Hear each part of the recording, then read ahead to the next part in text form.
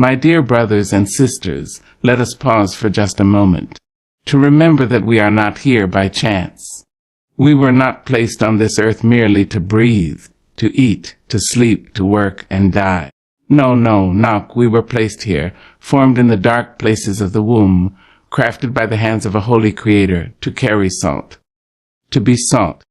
To preserve the goodness of God in a world so determined to spoil. Now you may ask me, why salt, Miss Maya? Why not gold? Why not the cedar of Lebanon or the honey of Canaan's land? But I tell you, it is not by accident that God chose salt. When God chose salt, he did not simply choose a mineral. No, he chose a message. He chose a metaphor. He chose a mirror to show us who we are. Salt, beloved, is not loud. It does not bang on the table and demand to be known. It does not raise its voice in a crowd. It does not wrap itself in silk or bathe in perfume. But once it enters the room, my Lord, it changes everything. You may not see it, but you taste it. You feel it. You know when it's there. And you most certainly know when it's not. You see, God in all his infinite wisdom looked across the fabric of creation, across the stars, the seas, the cedar trees, the lilies of the valley. And when he chose a symbol to describe you as child, his beloved, his keeper of promise, he chose salt. Not gold, not silver, not oil or fire, but salt. Because gold may glitter, but it can't flavor a thing. Silver may shine, but it cannot preserve what is dying. Oil may anoint, but it will spoil if left unguarded. Fire may warm or burn, but it cannot last in water. But salt, oh my salt, salt holds Steady. Salt enters the storm and stays intact. Salt endures. Salt has no need to boast because it knows its worth. That is the quiet confidence God has placed within you. You are not made to chase applause. You are not shaped to be validated by the crowd. You were formed to change the environment, to enter a room and shift the atmosphere. You were made to preserve what is holy and season what has gone bland. You, child of the Most High, were created with purpose in your bones. Now I know life can try to teach you otherwise. Life can make you feel small, invisible, discarded like a grain of sand beneath someone's shoe. But hear me. Sugar, there is a difference between sand and salt. Sand is the dust of what has been broken. Salt is the essence of what preserves. And God didn't call you dust. He didn't call you dirt. He called you salt. Salt speaks of identity, of sacred identity. You don't become salt by pretending, by performing, or by pleasing. You are salt because God said so, and what God says is. He did not make a mistake when he formed you in the quiet places of the womb. He did not blink or hesitate when he called you worthy.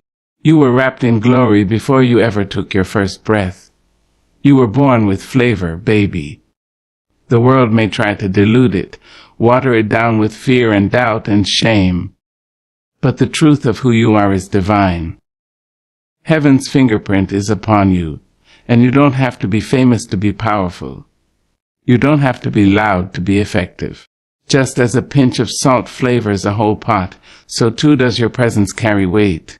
Your prayers, your love, your strength, they shift generations. Do you know what salt does when it touches something lifeless? It preserves it. Do you know what it does when it encounters something bitter? It balances it. And that is what you do. You are the balance in your family. You are the preservation in your community. You are the one God placed to bring life to what was fading. You are the seasoning in a world that's grown numb. Salt does not disappear. No, darling. It dissolves to become part of the whole. It humbles itself to blend into the meal, but its presence cannot be denied. That is divine humility. That is sacred strength. You don't need to be seen to be significant. You just need to be who God called you to be. But here's the thing. Salt must be pure to be powerful. You cannot carry bitterness in your soul and expect to preserve others. You cannot walk around jealous and angry and expect to sweeten the world. God did not call you to be corrupted salt. He called you to be clean, to be whole, to be holy. That's why life presses you, why trials squeeze you. Not to destroy you, but to purify you. To refine your flavor, so that what you offer is honest and healing. There's a reason salt was used in offerings, child. It wasn't just a spice, it was sacred. It symbolized covenant, loyalty, purity. So when you walk through fire and come out stronger, you are salt. When you hold your tongue and choose peace instead of retaliation, you are salt. When you forgive when you have every reason not to, you are salt. And when you keep showing up day after day in a world that tries to ignore your worth, you are salt. You are chosen. You are holy. You know, people try to tell you who you are. They try to rename you, redefine you, reshape you. But they didn't form you in the dark. They didn't anoint you before birth. They didn't hold your tears in their bottle or sing over you in the night. God did.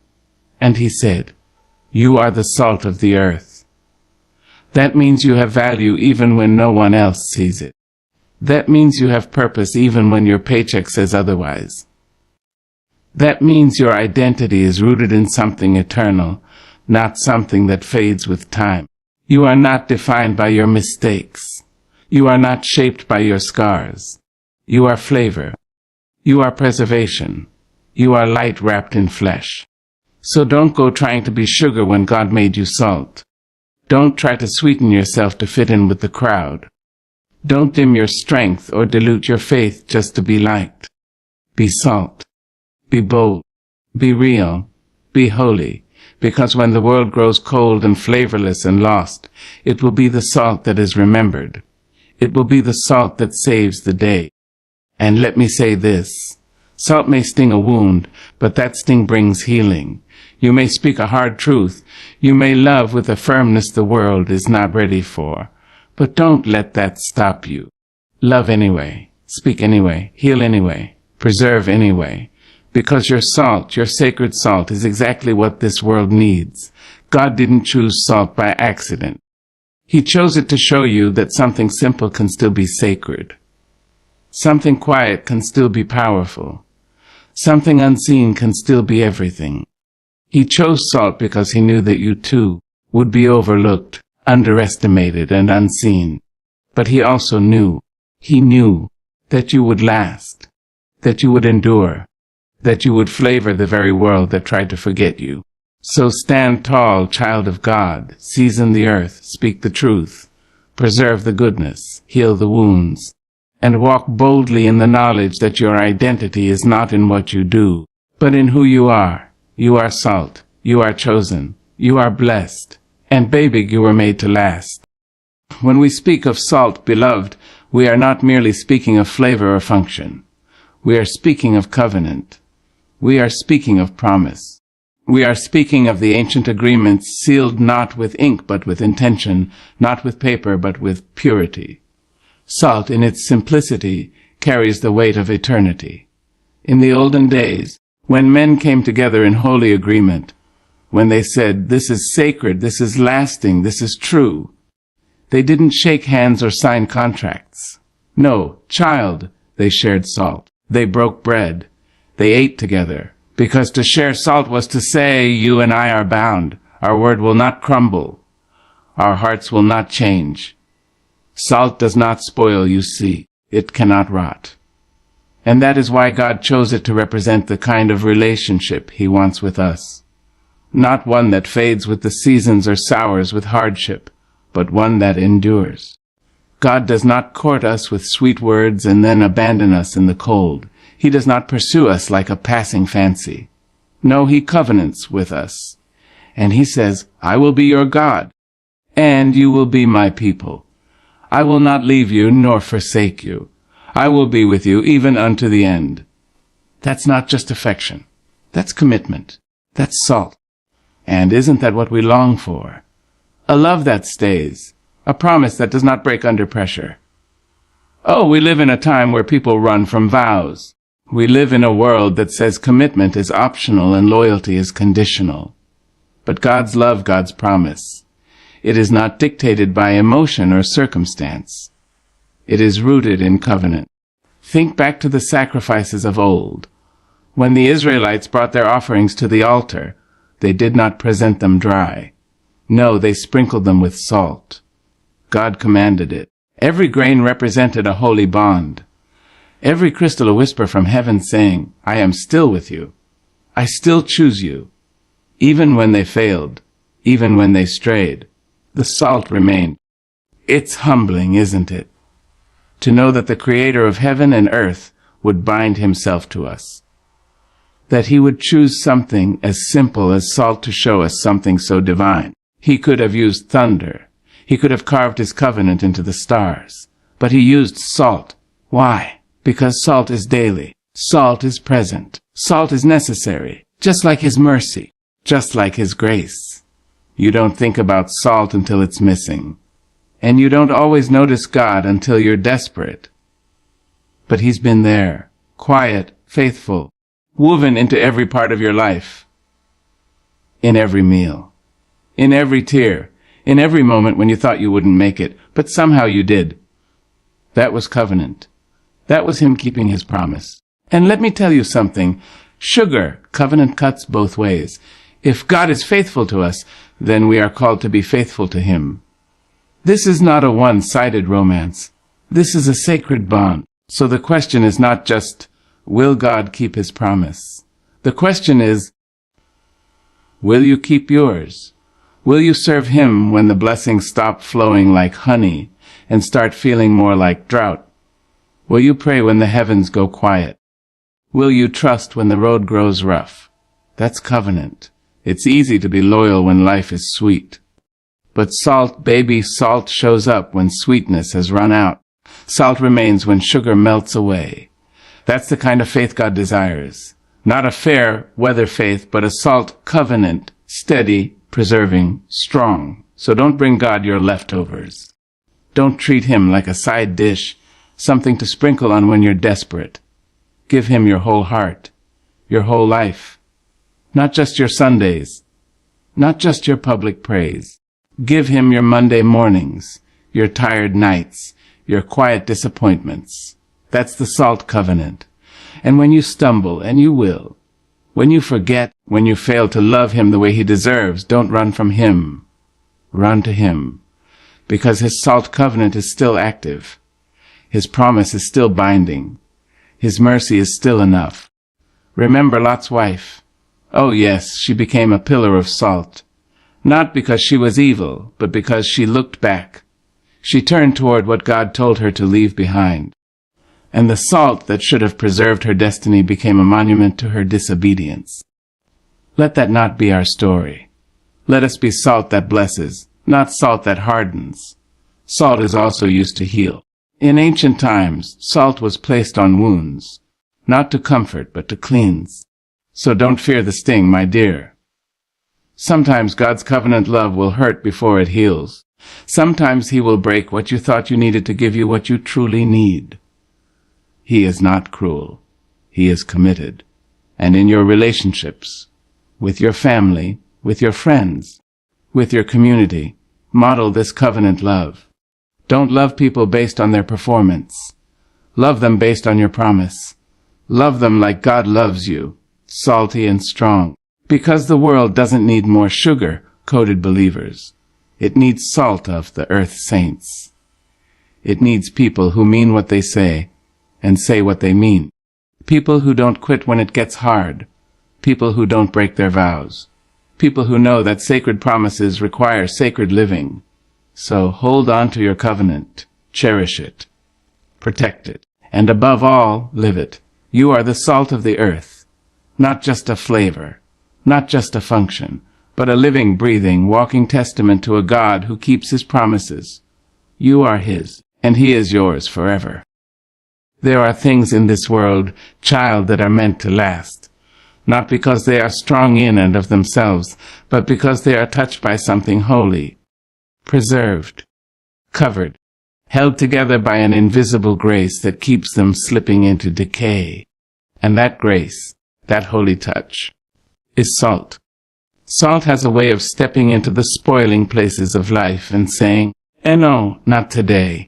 It has a voice, a presence that whispers over the rot and ruin and commands time to slow down. It enters the place of death and declares life. Long before there were refrigerators or preservatives in jars, before plastic wrap and deep freezes, there was salt. God, in His wisdom, gave humanity a mineral that could keep fish fresh and meat from molding. And when we read the scriptures, we begin to see that God uses salt not just for bodies but for souls. You see, baby, we are prone to perish. We are fragile creatures walking through a world that wants to break us, spoil us, wear us down until we are nothing but dust and despair. The lies of the enemy come like mildew, quiet, creeping until they consume. But God, in His great mercy, steps in with salt. Not just the salt you sprinkle on your plate, no, but the salt of His word, the salt of His Spirit, the salt of truth spoken when the heart is weary, the salt of correction given when the soul is drifting. Salt does not ask permission to preserve. It just does what it was made to do, and so does God. He comes to preserve what would otherwise be lost. He steps into families falling apart and says, "Peace, be still."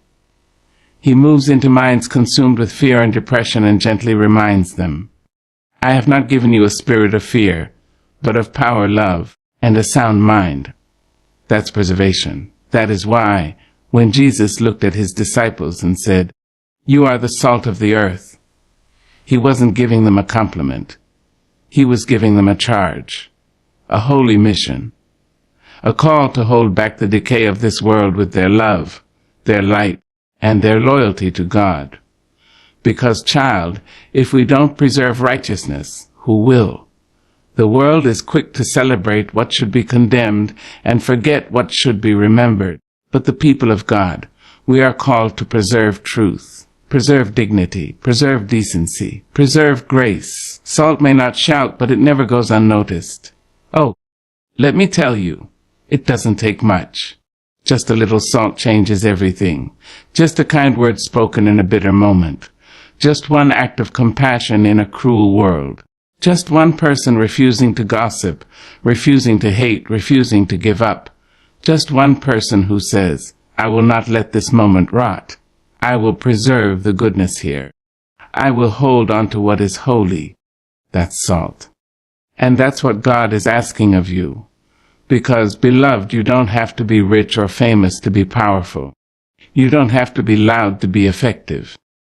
All you have to do is be willing to stand in the gap, willing to preserve joy when sorrow is easier, willing to preserve love when it would be simpler to walk away. Think of the women in your life who kept families together, not with grand speeches, but with seasoned wisdom.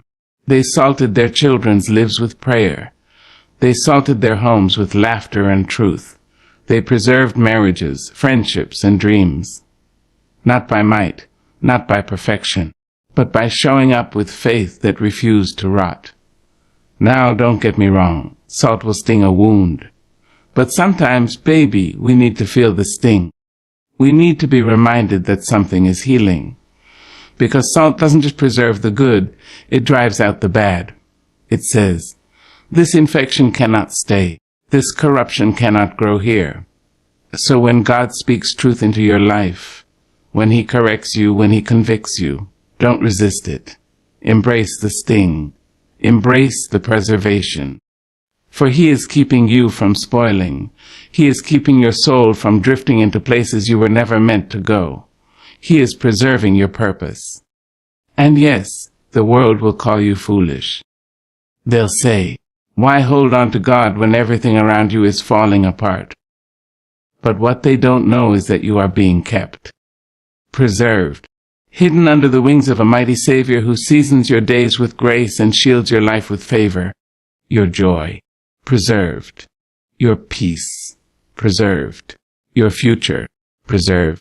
When the storms come, and they will, when life begins to smell like disappointment and your dreams feel like they've gone sour, you remember salt still works. God still preserves.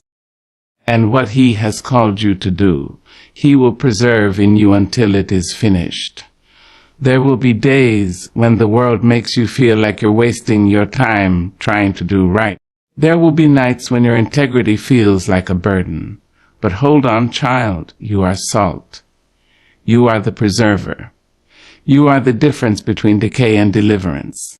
And when your children rise up one day and speak of your name, let them say, Mama preserved us. Let your friends say, he stood when others bowed.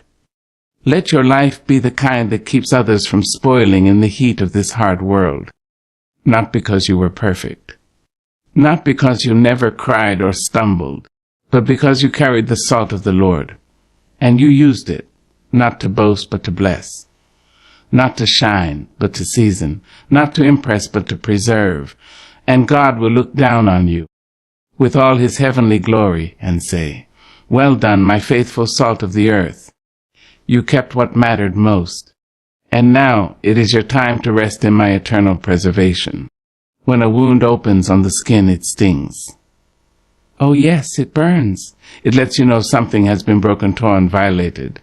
And long before we ever had ointments and antiseptics, God had already placed healing in the earth. He called it salt. Salt, that common grain we walk past without second thought. Salt, that white dust we sprinkle without reverence. Salt. It knows how to heal what hurts. Now, don't mistake me. Healing with salt is not always gentle. It is not always soft. But it is always holy. The old mothers knew. You cut your finger on a tin can or a blade that had no business being where it was, and they tell you, put salt on it, baby. It'll burn, but it'll clean it out. And you'd flinch and fight and maybe even cry, but when the morning came, that wound was drying. It was closing. It was healing. Salt was doing what it was born to dog restore. It's strange, isn't it, how something can hurt you just enough to help you. God does that too. He is not always the sugar in your tea. Sometimes he is the salt on your skin. Sometimes he allows the sting so that infection won't set in.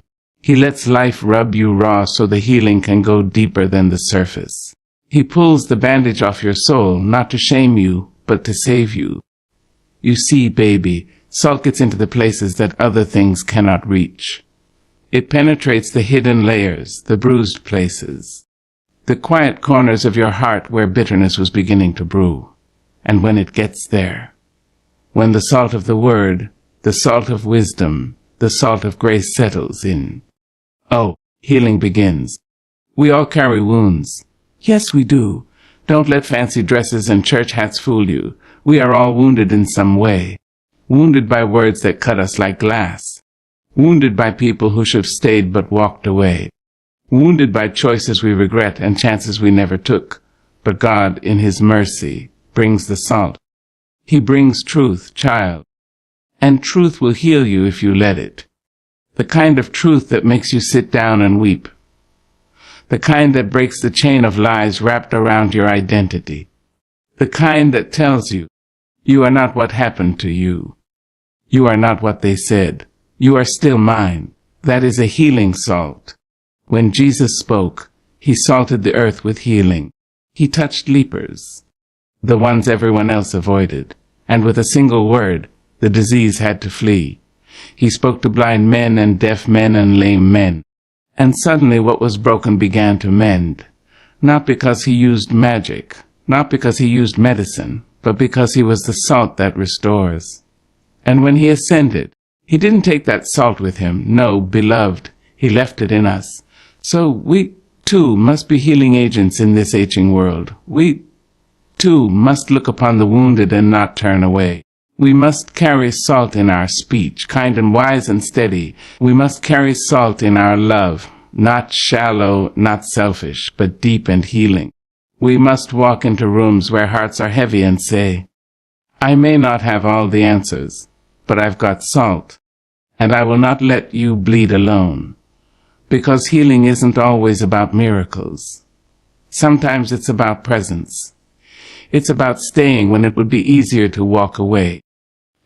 It's about telling your sister she's beautiful when the world has called her ugly.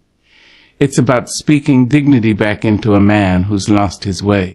It's about taking broken people into your arms and refusing to let their wounds define them. That's salt. That's sacred. That's God. And don't forget, child, healing isn't always for someone else. Sometimes the salt must come for you. Sometimes the word cuts. Sometimes the spirit convicts. And you find yourself face to face with your own mess. You find yourself trembling under the weight of grace you know you didn't earn. That's healing too. There's a moment in every believer's life when God begins to scrub, not to punish, but to prepare. He brings salt to the wounds you've hidden under pride. He brings salt to the parts of you that you swore no one would ever touch. And when he does, don't pull away. Don't harden. Let him do the holy work. Let him cleanse what life has contaminated. Let him purge the bitterness. Let him wash away the shame. Because you cannot walk fully into your destiny while limping from untreated wounds. You cannot rise if you're still rotting.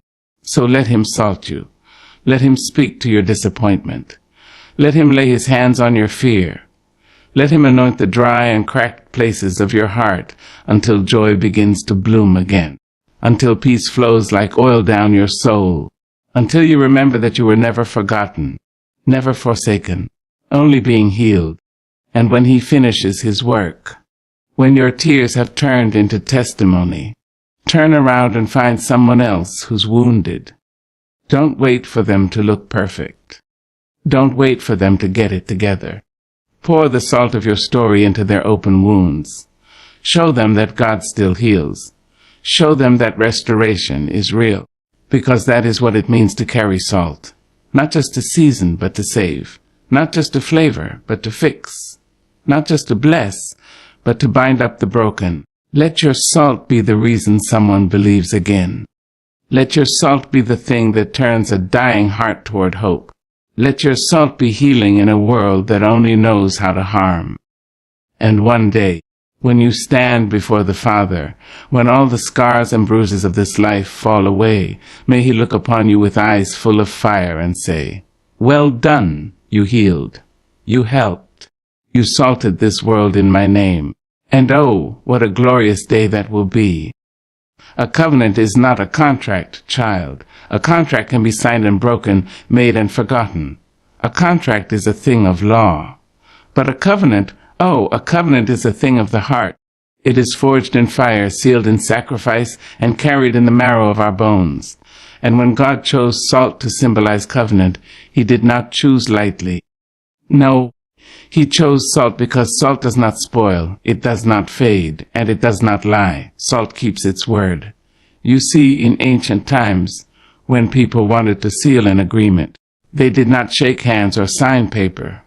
No, they shared salt. They would eat together, bread with salt between them, and that moment meant something. It meant, I will not betray you. It meant, you are now bound to me and I to you. Salt said what the tongue sometimes could not. Salt was the silent witness between souls. And God, who sees the end from the beginning, who knew that we would need something unchanging in a world full of broken promises. God chose salt to remind us that he never forgets his word. He never abandons his people. He never walks away when the road grows rough. He is the God of covenant, and his covenant is kept with salt. He made one with Noah, and he painted it in the rainbow. He made one with Abraham, and he etched it in the stars. He made one with Moses, and he carved it into stone. But when he made a new covenant with us, when he brought us back to himself through the blood of his Son, he made it eternal. He made it unshakable. He made it salty. And don't you think for a moment that salt is a casual thing. No, sugar is casual. Sugar is sweet on the tongue but quick to disappear. Salt, though, salt stays. It lingers. It preserves. It says, I'm not going anywhere. That's what loyalty sounds like. We live in a world that's forgotten covenant. We live in a time where people love you today and leave you tomorrow, where marriages last months and friendships fall apart at the first disagreement. where church folks can sing Amazing Grace on Sunday and curse you with gossip by Tuesday. But God, oh, God is not like man. He is faithful when we are faithless. He is steadfast when we are shaking. His love, child, is seasoned with salt. Salt is the whisper of loyalty in a loud and flaky world. Now you, too, were meant to be salty, not petty, not bitter, not harsh, but salty, faithful, grounded, loyal. You were made to reflect God's kind of love, the kind that sticks through storms, the kind that remembers promises, the kind that shows up, not just when it's easy, but especially when it's hard. Covenant calls for character. Loyalty demands more than feelings. To love with salt is to love without expiration. It is to show up for your sister when her world is falling apart and still be there when the crowd has gone home. It is to forgive your brother, not 7 times, but 70 times 7. It is to love your spouse, not just when they are lovely, but when they are low. It is to walk beside God, even when the path is dark and the answers are few, because your soul remembers the salt. Your spirit remembers the covenant. Do you recall when Jesus told us, "You are the salt of the earth"? He wasn't just talking about being different. He was saying, "You are my covenant people. You are my loyalty in a faithless land. You are the ones who stay when others walk away. You are the flavor of heaven in a tasteless world." But he also gave a warning, didn't he? He said, "If the salt loses its savor, it is good for nothing." Oh, that line pierces me, because it tells me that it's possible to talk like salt, wear the title of Christian, but have no flavor, no loyalty, no covenant at all. So we must ask ourselves, am I salty enough to stay loyal when I'm not applauded? Am I salty enough to keep my word when no one's watching? Am I salty enough to love people who cannot repay me? Am I salty enough to remain faithful to God even when He says wait? Salt without savor is like love without action. It makes a sound, but it don't move nothing. Let your love be salty. Child, let your heart be seasoned with loyalty. In your friendships, in your family, in your ministry, in your daily walk with God, be someone who can be counted on. Be someone who keeps covenant, because the world is starving. Starving for people who mean what they say. Starving for love that doesn't quit. Starving for men and women who won't run when things fall apart. They are starving for salt. Be that salt. And remember this. Salt is humble. It doesn't demand attention. It doesn't shout its presence. It simply gets into everything and changes it quietly. That's loyalty. It doesn't boast. It doesn't ask for a parade. It just shows up every day and does what it was made to do. So stay salty, my dear. Not trendy. Not trendy in faith, flipping between beliefs and preachers like channels on a TV. Stay salty. Not fickle in love. Not loud in pride, but seasoned in grace, anchored in covenant. Stay salty in your prayers, salty in your promises, salty in your praise. Let your life remind the world that when God says, "I will never leave you nor forsake you," He meant it. Let your life reflect a love that doesn't evaporate in heat. Let your life taste like the kind of faith that endures, because in a world that forgets so easily, salt remembers. Salt remembers the vow. Salt remembers the cross. Salt remembers the empty tomb. Salt remembers that the one who started a good work in you, He will finish it. He will keep His covenant. He will be loyal until the end. And baby, if you stay salty, so will you.